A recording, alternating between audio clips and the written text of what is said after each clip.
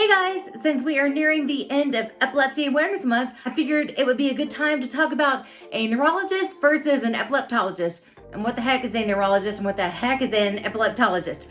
And while doing so, I am going to purple myself out. So let's get into it.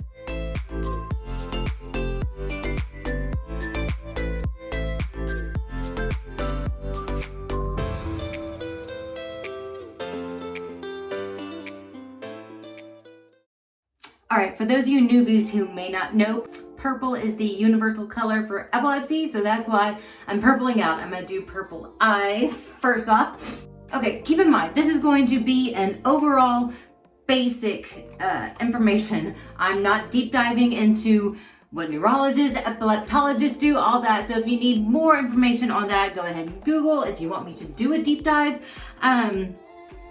video, let me know in the comments. I'll get into that. What is a neurologist, you may say, specifically, if you've never been to one? A neurologist is a specialist that is trained in treating, managing, and diagnosing disorders of the brain and nervous system, basically. Some of those conditions can include epilepsy, MS, Alzheimer's, Parkinson's, brain tumors, etc. So, that's what a, neurologist specializes in. Problems with the brain. So he knew what tests to run and what questions to ask and what medicines may or may not work. The steps to becoming a neurologist is interesting. If you're wondering, how do you become a neurologist? What makes you qualified to become all that? First, you have to get a bachelor's, clearly, a 4-year degree. And then you go into medical school. Clearly, that's very competitive to get into. And medical school is another 4 years, so you already got 8 years there. And then it's 3 to 7 years for an internship and residency in a hospital, working with, other doctors, other neurologists, observing, and then, working with, getting your experience in, all that good stuff. And then you are a bona fide neurologist, ready to hit the ground running and see patients. So in total, that could be 15 years worth of training if you have to go up to 7 years. So, you should be pretty knowledgeable in your field at that point. But even so, a neurologist does not specialize in only epilepsy. They've learned about, many of the brain and nervous system conditions that can come up. So, they haven't focused just on one thing. So they might need some extra help. Yeah, but anyway, so we got to the point where my neurologist was like, okay, clearly none of this is working. We need to get you referred to an epileptologist. And I was like, an who? So that takes us to the next point of this video, which I'm gonna go ahead and finish up my face, and we will get to that in a second. All right, got my purple eyeshadow representing. Now I'm gonna get my purple nail polish representing Epilepsy Awareness Month. All right, anyway, moving on, talking about epileptologists and how they are different from neurologists. So an epileptologist is a neurologist who specializes in epilepsy. To become one of those, you have to do specialized training, medical training. It takes an extra 1 to 2 years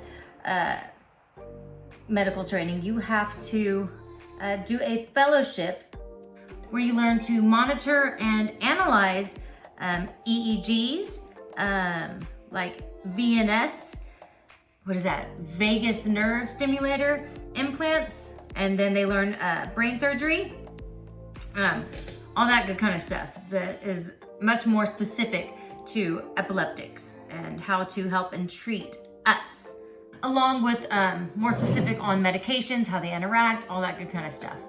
So that is the big difference between a neurologist and epileptologist. They've just gone to more schooling and are specifically about epilepsy, whereas a neurologist has other specialties where epilepsy is just one of them. So they don't know as much about epilepsy. Okay, so next question is, when do you go to see an epileptologist? When is a neurologist not enough to take care of your epilepsy? These are just general, you know what I'm saying. You know what I'm saying. I got to cover my butt on some of these. So sometimes it is to confirm an epilepsy diagnosis. Lots of times it is more difficult to confirm if you for sure have epilepsy or not. Another reason you might need to go to an epileptologist is if your seizures are not under control after being seen by a neurologist. If they are like, you know what, we've been trying things and you are still having seizures, I need to go ahead and refer you to an epileptologist who is more specialized. That happened to me. Or if they've tried 2 to 3 different medications and those aren't working. Same here, I had 3 medications with my neurologist and none of them worked. I was allergic to all 3. So another reason he was like, girl, you need an epileptologist. Another reason that you might need a referral is if you have other conditions that affect or are affected by epilepsy. So you might need extra special care that, they've learned how to work around or work with other conditions. And another reason would be if you are pregnant or wanting to be pregnant, you would need an epileptologist. Girl, this purple is hard to get on because it is messy. Now, some people might say, my neurologist hasn't mentioned an epileptologist at all, or, I've been working with my neurologist for months or even years and they haven't said anything about an epileptologist or haven't referred me. You might not have the best neurologist. You might want to ask around, advocate for yourself, and say, hey, what we got going on isn't working. Can we try this and this, or should I be referred to an epileptologist? They might have their own reasons for not doing that. Okay, again, I'm generalizing here. I may be wrong. Let me know in the comments. If in the US, if you have an HMO, you do need a referral to go to an epileptologist, but if you have a PPO, I'm pretty sure you can just call them up yourself. You don't need a referral, and you can say, hey, can I come see you? I'm pretty sure that that's how it is. If not, the worst they can say is no. I mean, it's worth a shot, right? You can just try. Say, hey, I need some help. Can I come see you? Even if you have an HMO and your neurologist won't refer you, call. Say, hey, my neurologist isn't working with me. Can you help me get a referral? Again, all they can say is no. It's worth a shot. Advocate for yourself.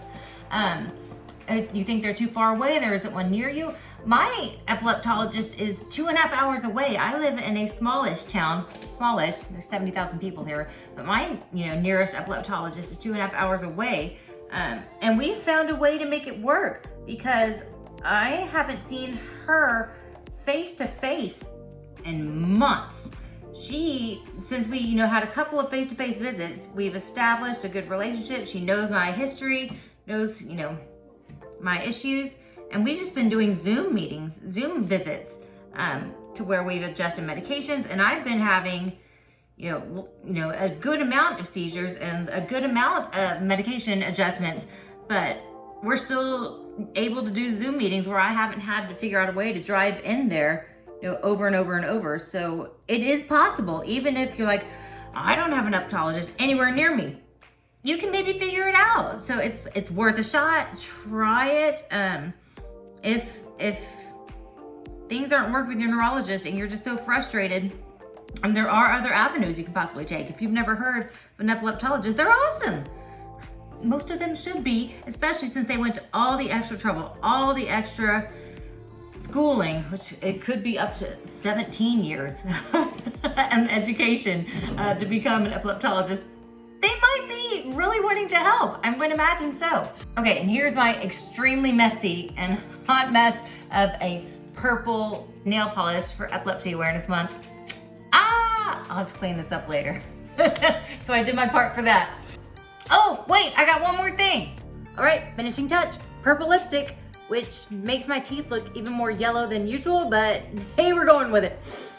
All right, so yeah, that is basically the difference between a neurologist and an epileptologist. Just the basics. Again, we didn't deep dive, but let me know down below in the comments if you have had your epilepsy controlled by just a neurologist or if you have needed to be referred to an epileptologist and that helped you control it, or if you need to go even further. I would like to know. Make sure to like, comment, subscribe, and check me out next week when we get into the holidays. You can see I'm already ready for it, where I will start doing season's greetings. I love that saying. I'm taking over it. I can't help it. Yeah, but I will see you guys next time. Thanks. Bye.